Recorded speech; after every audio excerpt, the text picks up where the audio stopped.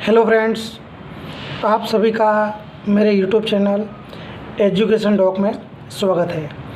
आज हम गुजरात माध्यमिक और उच्चतर माध्यमिक शिक्षा बोर्ड कक्षा 12 हिंदी मीडियम विषय अर्थशास्त्र, उसके अंदर आज हम चैप्टर नंबर 5 गरीबी, उसमें हम गरीबी के कारण पढ़ने वाले हैं। हमारे भारत देश के अंदर जो गरीबी देखने को मिलती है उसके पीछे कौन कौन से कारण जिम्मेदार है, आज हम उसकी चर्चा करने वाले हैं। तो दोस्तों, हम उसकी शुरुआत करते हैं। किसी भी समस्या का अगर हमें समाधान करना हो तो उस समस्या का समाधान करने के लिए हमें समस्या के कारणों को जानना पड़ता है। समस्या के कारणों को जानकर उसे दूर करने के उपाय हमें करने पड़ते हैं। ये जो हमारे देश में गरीबी की समस्या देखने को मिलती है, तो उस गरीबी समस्या का समाधान करने के लिए हमें सबसे पहले गरीबी के कारणों को समझना बहुत ही आवश्यक है। भारत में गरीबी के जो मुख्य कारण हैं वो निम्नानुसार देखने को मिलते हैं। अब हम बात करने वाले हैं गरीबी के कारणों की। पहला कारण है ऐतिहासिक कारण। तो हम कुछ ऐतिहासिक कारणों की चर्चा करने वाले हैं। इतिहासकारों का मानना है कि 17वीं सदी के समय में भारत अधिक प्रमाण के अंदर एक शहरीकृत और व्यावसायिक राष्ट्र माना जाता था। जो 17वीं सदी का समय था, उस समय के दरमियान भारत एक समृद्ध देश माना जाता था। भारत को सोने की चिड़िया कहा जाता था। व्यापार के अंदर भारत में सूती वस्त्र का निर्यात करने में मुख्य स्थान रखा जाता था। भारत देश में से सूती वस्त्र का निर्यात किया जाता था। सूती वस्त्र के अलावा दूसरी चीज़ों का भी निर्यात किया जाता था। अगर हम उनकी बात करें तो उसके अंदर सिल्क, मिर्च, मसाला, चावल इत्यादि वस्तुओं का भी निर्यात किया जाता था। भारत देश के अंदर विदेशी प्रजाओं का आगमन हुआ, जैसे कि अंग्रेज़ प्रजा, फ्रेंच प्रजा और डच प्रजा। भारत देश में विदेशी प्रजा का आगमन होने के बाद उनकी साम्राज्यवादी शोषण की जो नीति थी, उस नीति की वजह से भारत देश में कृषि क्षेत्र और उद्योगों की परिस्थिति हमें बिगड़ती हुई देखने को मिलती है। अब हम बात करेंगे अंग्रेज़ों के शासनकाल की। अंग्रेज़ों के शासनकाल के दरमियान विभिन्न कारणों से भारत देश में कृषि क्षेत्र की स्थिति बहुत ही नाजुक देखने को मिलती है। हम सभी जानते हैं कि भारत देश के अंदर कृषि वर्षा पर आधारित थी, जलवायु पर आधारित थी। ब्रिटिश शासनकाल के दरमियान ब्रिटिशरों के द्वारा सिंचाई के लिए पूंजी निवेश करने में उनको कोई दिलचस्पी नहीं थी, उनकी कोई रुचि नहीं थी। इसके अलावा हमारे देश में उस समय काल के दरमियान बार बार अकाल पड़ते थे। ज़मींदारी प्रथा का वर्चस्व बढ़ता गया था। ज़मीन का महसूल वो भी बढ़ा दिया गया था और बंटाई जैसे विभिन्न प्रकार की जो प्रथाएं थी, उनकी वजह से भारत देश के किसान आर्थिक रूप से कंगाल हो गए थे। इसके अलावा ज़मींदार, साहूकार और बड़े बड़े व्यापारियों के द्वारा किसानों को जो कर्ज दिया जाता था और उस कर्ज का ब्याज का जो बोझ होता था, उस बोझ से किसान दब जाते थे। यूँ कहें तो गलत नहीं है कि ज़मींदारों के द्वारा, साहूकारों के द्वारा और बड़े बड़े व्यापारियों के द्वारा किसानों का आर्थिक रूप से शोषण किया जाता था। किसान भूमिहीन हो गए थे। किसान और कृषि के हाल बेहाल हो गए थे, जिसकी वजह से भारत देश में गरीबी का प्रमाण दिन प्रतिदिन बढ़ता हुआ देखने को मिलता था।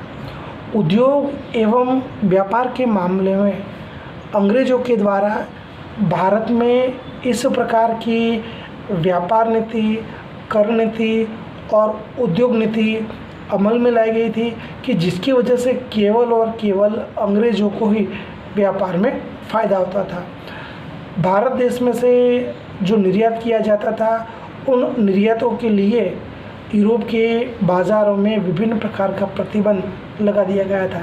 यूँ कहे तो गलत नहीं है कि भारत देश के द्वारा जिन चीज़ वस्तुओं का निर्यात किया जाता था, उन सब पर प्रतिबंध लगा दिया गया था। दूसरी तरफ इंग्लैंड में से भी जिन चीज़ वस्तुओं का उत्पादन होता था, उन चीज़ वस्तुओं को भारत में बेचने के लिए ब्रिटिश गवर्नमेंट के द्वारा विशेष प्रकार की कर में राहत दी गई थी एवं छूट छाट दी गई थी। इंग्लैंड में से जो भी चीज़ वस्तुओं का उत्पादन होता था, उसे भारत देश के कोने कोने में पहुंचाने के लिए ब्रिटिश गवर्नमेंट के द्वारा रेलवे का उपयोग किया जाता था। इस प्रकार की जो ब्रिटिश गवर्नमेंट की नीति थी, उसे अंग्रेज़ों ने भारत में उत्पादन और विक्रय से जो भी मुनाफा प्राप्त होता था, वो मुनाफे का उपयोग इंग्लैंड में पूंजी निवेश के लिए किया जाता था और इंग्लैंड में पूंजी निवेश करके औद्योगिकरण को बढ़ावा दिया जाता था। इंग्लैंड में से जो भी वस्तुओं का उत्पादन होता था, उस वस्तुओं को बेचने के लिए भारतीय बाज़ार का उपयोग किया जाता था। तो अंग्रेज़ों की ये जो व्यवस्था थी, उस व्यवस्था की वजह से भारतीय उद्योग और व्यापारियों की जो स्पर्धा शक्ति थी और उत्पादन शक्ति थी, वो घटने लगी थी। भारत के छोटे उद्योग और गुरु उद्योग बर्बाद हो गए थे, जिसकी वजह से भारत में बेरोज़गारी और गरीबी का प्रमाण दिन प्रतिदिन बढ़ने लगा था। दोस्तों, हमने ये बात की गरीबी के ऐतिहासिक कारणों के बारे में। अब हम बात करने वाले हैं गरीबी के ग्रामीण कारणों के बारे में। सबसे ग्रामीण गरीबी के जो कारण है, उसमें पहला कारण है प्राकृतिक परिबल। वैसे तो हम सभी लोग जानते हैं कि भारत एक कृषि प्रधान देश है और आज भी हमारे देश की आबादी का एक बहुत बड़ा हिस्सा गांव में रहता है, जो कृषि क्षेत्र पर निर्भर है। भारत में कृषि क्षेत्र में उत्पादन का मुख्य आधार प्राकृतिक तत्वों पे है, जैसे कि वर्षा, जलवायु इत्यादि। लेकिन हमारे देश के अंदर बार बार अकाल पड़ते हैं, बरसात की अनिश्चितता और बाढ़ इत्यादि जैसी समस्याओं की वजह से कृषि क्षेत्र में उत्पादन कम देखने को मिलता है, आय भी कम देखने को मिलती है, उत्पादन भी अनिश्चित रहता है और आय भी अनिश्चित रहती है, जिसकी वजह से भारत देश में खास करके ग्रामीण क्षेत्रों के अंदर गरीबी का प्रमाण हमें ज़्यादा देखने को मिलता है। दोस्तों, ग्रामीण गरीबी का दूसरा कारण है जनसंख्या संबंधी परिबल। भारत में आज़ादी के बाद आयोजन काल के दरमियान आर्थिक विकास के साथ तेज़ी से स्वास्थ्य की सेवाओं में सुधार देखने को मिला। स्वास्थ्य की सेवाओं में सुधार होने की वजह से हमें मृत्यु दर में कमी देखने को मिलती है, और उसके सामने जन्म दर में हमें बढ़ोतरी देखने को मिलती है और उसकी वजह से देश के अंदर जनसंख्या वृद्धि देखने को मिलती है। देश में जनसंख्या वृद्धि होती जाती है, उसके सामने प्रति व्यक्ति आय में कोई खास वृद्धि देखने को मिलती नहीं है।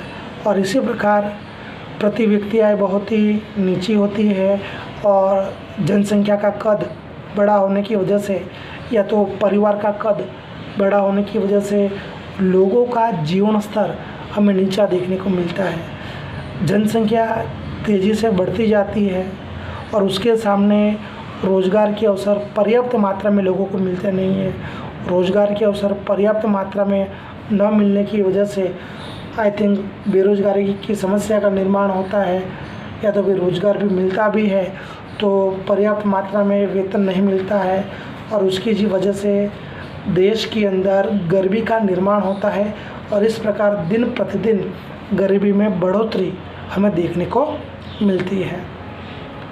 दोस्तों, गरीबी का जो आगे का कारण है जिसका नाम है आर्थिक कारण, हम आर्थिक कारण के अंदर प्रति श्रमिक नीची कृषि उत्पादकता के बारे में देखने वाले हैं। भारत देश के अंदर ग्रामीण क्षेत्र में गरीबी अधिक होने का एक महत्वपूर्ण कारण कृषि क्षेत्र में श्रमिकों की निम्न कृषि उत्पादकता मानी जाती है।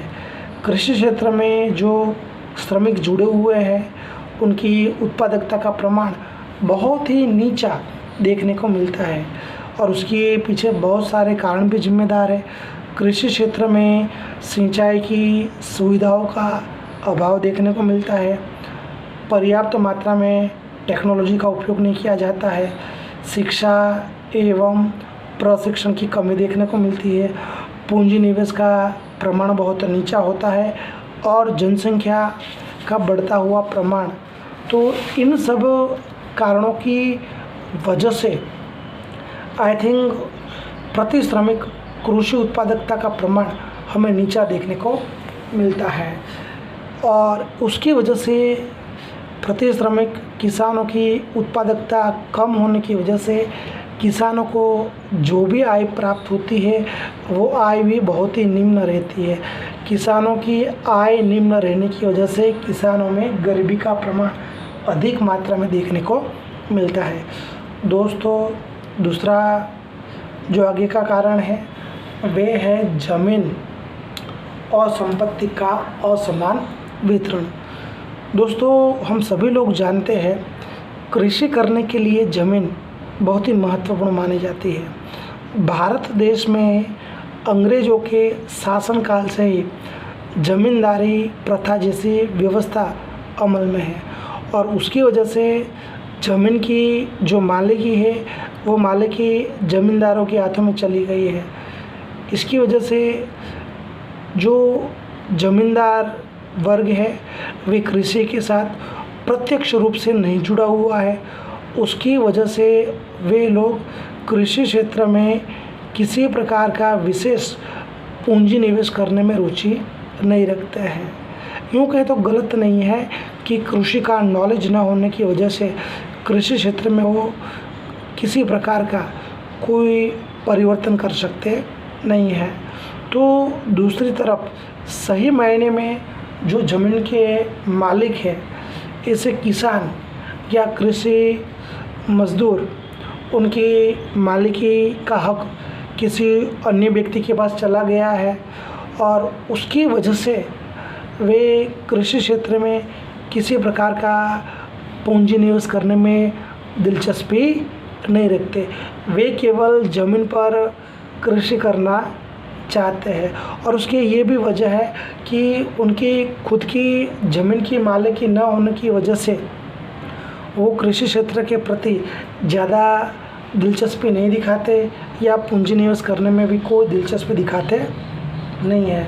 तो इन दोनों कारणों की वजह से कृषि क्षेत्र के अंदर उत्पादन और उत्पादकता दोनों निम्न हमें देखने को मिलती है। तो उसकी वजह से भी गरीबी का प्रमाण हमें अधिक देखने को मिलता है। तो इस प्रकार से ज़मीन और संपत्ति का हमें असमान वितरण देखने को मिलता है। जो सही मायने में ज़मीन के मालिक हैं उनको उनके पास से ज़मीन की मालिकी का हक छीन लिया जाता है और जिनके पास कृषि क्षेत्र का कोई भी जानकारी नहीं है, कोई भी नॉलेज नहीं है, ऐसे लोगों के पास किसान की ज़मीन की मालिकी चली जाती है। तो इनकी वजह से कहीं ना कहीं इसका प्रभाव कृषि क्षेत्र पे भी पड़ता हुआ देखने को मिलता है। आगे का कारण है छोटे एवं गृह उद्योगों का अल्प विकास। भारत देश में दूसरी पंचवर्षीय योजना से ही आर्थिक विकास की व्यूह रचना के रूप में आधारभूत और बड़े उद्योगों को महत्व दिया गया है, लेकिन ग्रामीण क्षेत्र में छोटे उद्योग और गृह उद्योग का योगदान महत्वपूर्ण है। ग्रामीण क्षेत्र के अंदर ये छोटे और गृह उद्योग लोगों को रोज़गारी दे पाते हैं, उत्पादन में और आय में भी उनका योगदान बहुत ही महत्वपूर्ण है। तो कहने का मतलब कि सरकार के द्वारा जो भी विकास की व्यूहरचना बनाई गई है उनके अंदर आधारभूत एवं बड़े उद्योगों को ही महत्व दिया गया है, छोटे एवं गृह उद्योगों को महत्व दिया गया नहीं है। सरकार के द्वारा उनकी उपेक्षा की गई है। इसके अलावा कृषि क्षेत्र के साथ जुड़े हुए जो उद्योग हैं, जैसे कि पशुपालन का उद्योग हुआ, डेयरी का उद्योग हुआ, मत्स्य पालन का उद्योग हुआ, उन सभी का भी सीमित विकास हुआ है। जितना विकास होना चाहिए उतना विकास हो पाया नहीं है।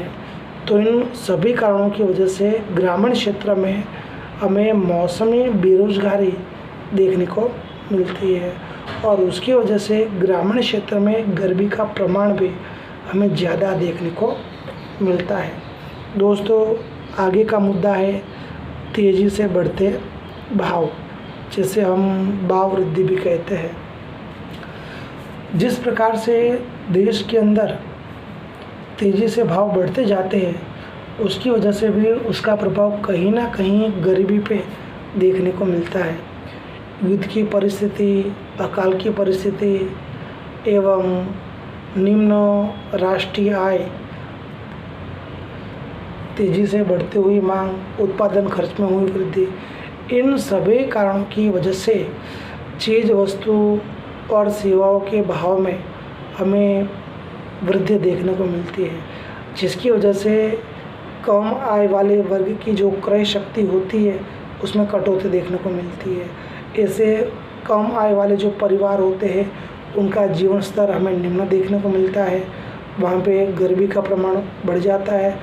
दूसरी तरफ जो दूसरे वर्ग होते हैं, उद्योगपति हो, व्यापारी हो या बड़े किसान हो, उनको बढ़ते हुए भाव का फ़ायदा मिलता है।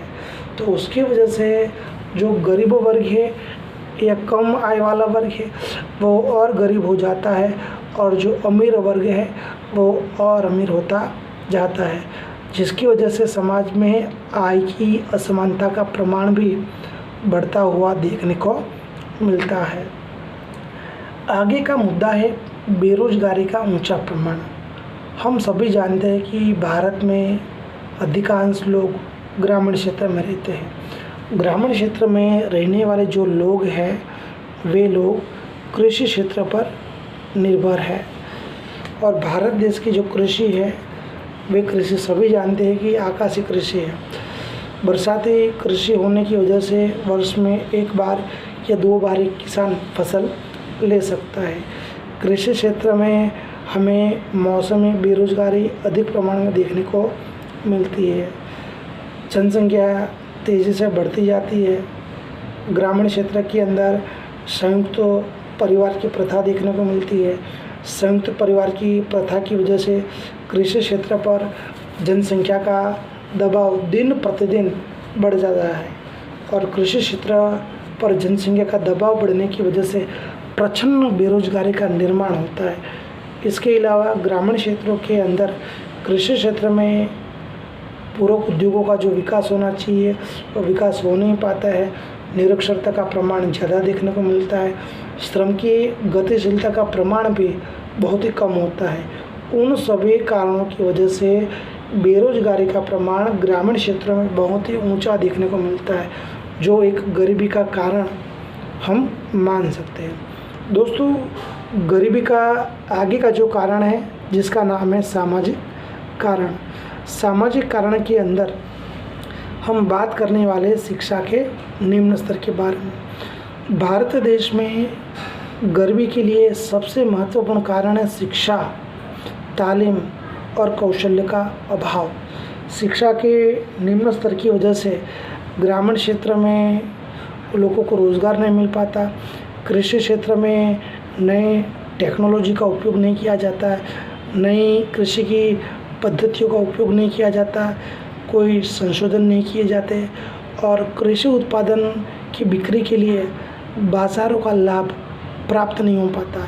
इन सब के पीछे कहीं ना कहीं शिक्षा जिम्मेदार है, क्योंकि खास करके ग्रामीण क्षेत्र में रहने वाले जो लोग होते हैं उनके अंदर शिक्षा का प्रमाण बहुत ही नीचा होता है। शिक्षा का प्रमाण नीचा होने की वजह से न तो वो कृषि क्षेत्र में नई टेक्नोलॉजी का उपयोग कर सकते हैं, न तो नई कृषि पद्धतियों का उपयोग कर सकते हैं, कृषि क्षेत्र में किसी प्रकार के नए नए संशोधन नहीं कर सकते और कृषि क्षेत्र में जो भी उत्पादन होता है उन उत्पादन को बाज़ारों में बेच भी सकते नहीं है। तो उन सब कारणों की वजह से कृषि क्षेत्र में प्रति हेक्टर उत्पादन का प्रमाण बहुत ही कम देखने को मिलता है। दूसरी तरफ प्रति श्रमिक उत्पादकता भी बहुत ही हमें निम्न देखने को मिलती है और उसकी वजह से किसानों की आय बहुत ही निम्न होती है, बहुत ही नीचे देखने को मिलती है। इसके अलावा शिक्षा के निम्न स्तर के कारण ग्रामीण क्षेत्र के अंदर वैकल्पिक रोजगार के अवसर भी कम प्राप्त होते हैं। ग्रामीण क्षेत्र के अंदर शिक्षा का प्रमाण निम्न तो होता ही है, साथ साथ में व्यक्ति को रोजगार के दूसरे कोई अवसर नहीं मिल पाते, रोजगार के कोई दूसरे विकल्प उसके पास उपलब्ध होते नहीं हैं और जो भी रोजगार प्राप्त होते हैं उसके अंदर उसे वेतन भी बहुत नीचा मिलता है और इन सब की वजह से गरीबी का प्रमाण बहुत ही ऊंचा देखने को मिलता है। सामाजिक कारण के अंदर दूसरा मुद्दा है लैंगिक असमानता, स्त्री पुरुष की असमानता। भारत देश के अंदर स्त्री पुरुष की असमानता हमें प्राचीन समय से ही देखने को मिलती है। हम थोड़ा इस मुद्दे पे रोशनी डालने का प्रयत्न करेंगे। समाज के अंदर भी स्त्रियों के स्वास्थ्य के प्रति कम ध्यान दिया जाता है। तो यहाँ पे जनरली बात की गई है कि भारत देश के अंदर पुरुषों के मुकाबले स्त्रियों के स्वास्थ्य के प्रति कम ध्यान दिया जाता है और उसकी वजह से हमें स्त्रियों में कुपोषण, कम वज़न, कमज़ोरी का प्रमाण अधिक देखने को मिलता है और इन सभी कारणों की वजह से जब कोई स्त्री या कोई माता जब बच्चे को जन्म देने वाली होती है तब उसमें मृत्यु दर का प्रमाण भी हमें ऊंचा देखने को मिलता है। नए जन्म लेने वाले बालकों के स्वास्थ्य में कमी देखने को मिलती है, क्योंकि अगर माता ही स्वस्थ नहीं है तो आने वाला बालक कैसे स्वस्थ होने वाला है। अगर माता बीमार होगी तो नया जन्म लेने वाला जो बालक है उसके स्वास्थ्य में भी हमें कमी देखने को मिलती है। आगे हम बात करें काम के वितरण के मामले में, तो काम के वितरण के मामले में भी स्त्रियों के साथ भेदभाव किया जाता है। ऐसा माना जाता है कि स्त्रियां केवल घर का काम करें, ऐसी मान्यता देखने को मिलती है।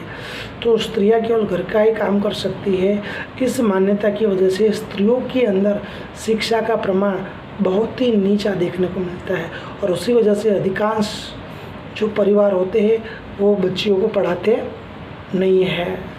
आर्थिक क्षेत्र के अंदर उनको कामकाज के जो अवसर मिलने चाहिए वो अवसर पर्याप्त मात्रा में मिल पाते नहीं है। इसके अतिरिक्त स्त्री जहाँ पे काम करती है वहाँ कामकाज के स्थल पर भी उसे पुरुषों की तुलना में बहुत ही कम वेतन दिया जाता है। तो ये भी कहीं ना कहीं स्त्री पुरुष की असमानता को दर्शाने का काम करता है। देश के अर्थतंत्र की कुल जनसंख्या में स्त्रियों का प्रमाण लगभग 50% से भी कम है, जिसमें स्वास्थ्य का नीचा प्रमाण और आर्थिक क्षेत्र पर कामकाज के कम अवसर के कारण ऐसी स्त्रियों के परिवारों की आय बहुत ही नीचे रहती है और जिसकी वजह से हमें अधिक प्रमाण में गरीबी देखने को मिलती है। हम अब अन्य कारणों की चर्चा करने वाले हैं। गरीबी के जो अन्य कारण हैं उसमें एक युद्ध भी है। भारत ने आज़ादी के बाद अपने पड़ोसी देश पाकिस्तान और चीन के साथ उसे युद्ध की परिस्थिति का सामना करना पड़ा है। जब युद्ध की परिस्थिति का निर्माण होता है तो उसमें देश में कमी वाले संसाधन और युद्ध के लिए जो भी आवश्यक अस्त्र या शस्त्र होते हैं उनका हमें उत्पादन करना पड़ता है और उसके आयात पे हमें खर्च करना पड़ता है। और इन सब की वजह से जो भी जीवन जरूरी चीज़ वस्तुएं होती है उनके उत्पादन में हमें कमी देखने को मिलती है। युद्ध की परिस्थिति के दरमियान भविष्य में चीज़ वस्तुओं की कमी न हो उसे बचने के लिए लोगों के द्वारा अनाज, कपड़ा, ईंधन जैसी जो प्राथमिक ज़रूरतें होती है इसे जीवन जरूरी वस्तुओं की संग्रहखोरी की जाती है और संग्रहखोरी होने की वजह से वस्तुओं के भाव तेज़ी से बढ़ते जाते हैं। इस प्रकार युद्ध के परिणाम स्वरूप देश विकास की प्रक्रिया में बहुत ही पीछे चला जाता है। अगर किसी देश को बार बार युद्ध की परिस्थिति का सामना करना पड़े तो उसकी वजह से जो विकास लक्ष्य खर्च होता है उस विकास लक्ष्य खर्च में हमें कटौती देखने को मिलती है। देश में विकास लक्ष्य खर्च में कटौती होने की वजह से देश का आर्थिक विकास का जो प्रमाण होता है वो बहुत ही नीचा रहता है। इसके अलावा बढ़ते हुए भाव की समस्या उत्पन्न होती है। बढ़ते हुए भाव की समस्या की वजह से लोगों को जो भी जीवन जरूरी चीज़ वस्तुएं होती है वो मिल पाती नहीं है और उसकी वजह से गरीबी की समस्या अधिक और विकट देखने को मिलती है। तो युद्ध की परिस्थिति भी कहीं ना कहीं गरीबी के लिए जिम्मेदार है, क्योंकि युद्ध की परिस्थिति के दरमियान युद्ध में टिके रहने के लिए हमें आवश्यक संसाधन और युद्ध की जो अस्त्र शस्त्र की सामग्री है उसका उत्पादन बढ़ाना पड़ता है और आयात का खर्च भी बढ़ाना पड़ता है और उसकी वजह से जो भी जीवन जरूरी चीज़ वस्तुओं का उत्पादन है वो पर्याप्त मात्रा में हो पाता नहीं है।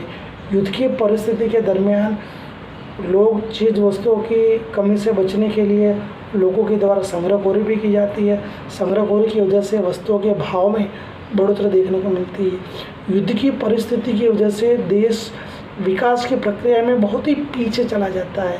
बार बार अगर युद्ध का सामना करना पड़े तो उसकी वजह से देश में विकास लक्ष्य खर्च में हमें कटौती देखने को मिलती है। विकास लक्ष्य खर्च में कटौती होने की वजह से देश आर्थिक विकास की प्रक्रिया में बहुत ही पीछे चला जाता है।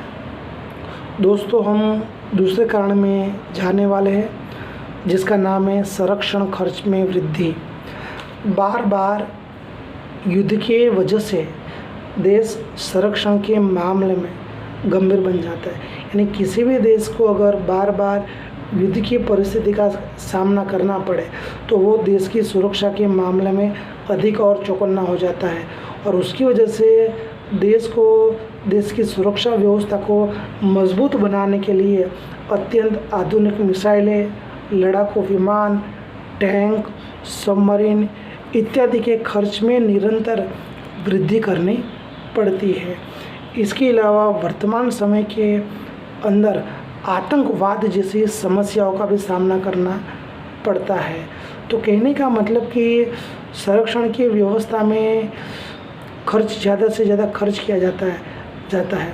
संरक्षण में जो खर्च किया जाता है, देश की सुरक्षा के पीछे जो खर्च किया जाता है उस खर्च को हम बिन विकास लक्ष्य खर्च कह सकते हैं, क्योंकि देश की संरक्षण में जो भी खर्च किया जाता है वो खर्च केवल और केवल देश की सुरक्षा के लिए किया जाता है। उसका देश के आर्थिक विकास के साथ कोई भी लेना देना होता नहीं है। तो कहने का मतलब कि उस खर्च को हम बिन विकास लक्ष्य खर्च गिन सकते हैं और जितना ये खर्च बढ़ता जाता है उतना ही विकास के खर्च में हमें कटौती देखने को मिलती है और विकास के खर्च में कटौती होने की वजह से देश का आर्थिक विकास बहुत ही कम हो जाता है। देश में आर्थिक विकास की प्रक्रिया मंद होने की वजह से, कम होने की वजह से देश में गरीबी का प्रमाण दिन प्रतिदिन बढ़ता हुआ देखने को मिलता है। तो दोस्तों ये भी है कि संरक्षण खर्च में वृद्धि होने की वजह से भी देश में गरीबी की परिस्थिति का निर्माण देखने को मिल सकता है। दोस्तों आगे का मुद्दा है दोषपूर्ण नीतियाँ। भारत देश के अंदर तेज़ आर्थिक विकास करने के लिए आयोजन के अंतर्गत दूसरी पंचवर्षीय योजना से ही आधारभूत बड़े उद्योगों को महत्व दिया गया है। तो कहने का मतलब कि हमारे देश के अंदर पंचवर्षीय योजनाओं के अंदर आर्थिक विकास की प्रक्रिया को बढ़ाने के लिए आधारभूत उद्योगों को शुरुआत से ही महत्व दिया गया है और उसकी वजह से औद्योगिकरण को बढ़ावा मिला है। क्योंकि मानना है कि अगर हम आधारभूत एवं बड़े उद्योगों को महत्व देंगे तो उसकी वजह से औद्योगिकरण की प्रक्रिया बहुत ही तेज़ होगी और उसकी वजह से आर्थिक विकास का जो वृद्धि दर होगा वह वृद्धि दर बढ़ जाएगा। आर्थिक विकास का वृद्धि दर बढ़ने से देश में जो भी गरीबी की समस्या है, जो भी बेरोजगारी की समस्या है, उन समस्याओं को हम दूर कर पाएंगे। लेकिन सरकार के द्वारा ये जो नीति अपनाई गई है वो नीति की कहीं ना कहीं हमें कोई मर्यादा देखने को मिलती है, कहीं ना कहीं हमें कोई कमी देखने को मिलती है। क्योंकि सरकार ने ये जो नीति अपनाई है उसके अंदर सरकार के द्वारा कृषि क्षेत्र की उपेक्षा की गई है। क्योंकि आज भी हमारे देश की अधिकतर आबादी ग्रामीण क्षेत्रों में रहती है।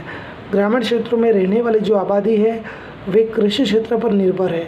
जबकि सरकार के द्वारा जो भी नीतियाँ बनाई गई है उन नीति के अंदर कृषि क्षेत्र की अवगणना की गई है। कृषि क्षेत्र को उतना महत्व दिया गया नहीं है। देश की अधिकतर जनसंख्या को रोजगार और आय कृषि क्षेत्र से प्राप्त होती है। लोगों को रोजगार देने का काम और उनकी जीवन जरूरी वस्तुओं उपलब्ध करवाने का काम कृषि क्षेत्र के द्वारा किया जाता है। तो सरकार के द्वारा पंचवर्षीय योजनाओं में कृषि क्षेत्र को उतना महत्व दिया गया नहीं है। या तो कृषि क्षेत्र के विकास के लिए सरकार के द्वारा किसी प्रकार के कोई प्रयत्न किए गए नहीं है। कृषि क्षेत्र एवं छोटे और गृह उद्योगों का बहुत ही कम विकास हो पाया है और उसकी वजह से जो लोग कृषि क्षेत्र के साथ जुड़े हुए हैं, छोटे उद्योगों के साथ जुड़े हुए हैं या तो गृह उद्योगों के साथ जुड़े हुए हैं, उन लोगों की आय का प्रमाण भी हमें निम्न देखने को मिलता है। इसके अलावा सरकार के द्वारा आयोजन काल के दरमियान गरीबी और बेरोजगारी को दूर करने के लिए जो भी विभिन्न योजनाएं शुरू की गई उसमें कहीं ना कहीं संकलन का अभाव देखने को मिलता है। क्योंकि बार बार सरकारें बदल जाती है, बार बार सरकारें बदलने की वजह से उसमें सातत्य या संकलन का हमें अभाव देखने को मिलता है। उसकी वजह से जो भी योजनाएं होती है उन योजनाओं को हम वो समय से पूरा नहीं कर पाते। तो जो योजनाओं के जो लक्ष्यांक होते हैं उन लक्ष्यांक को हम सही समय पर पूरा कर पाते नहीं है। तो ये कहीं ना कहीं सरकार की दोषपूर्ण नीतियाँ भी गरीबी के पीछे जिम्मेदार मानी जाती है। दोस्तों आज के वीडियो के अंदर हमने गरीबी के पीछे कौन कौन से कारण जिम्मेदार है उन सभी कारणों की हमने चर्चा की और उससे देश की अर्थव्यवस्था पर क्या प्रभाव पड़ता है उसके बारे में भी हमने जानने का प्रयत्न किया। दोस्तों अगर आपको हमारा ये वीडियो पसंद आए तो उसे लाइक कीजिए, शेयर कीजिए, ज़्यादा से ज़्यादा आप उसे ग्रुप शेयरिंग कीजिए।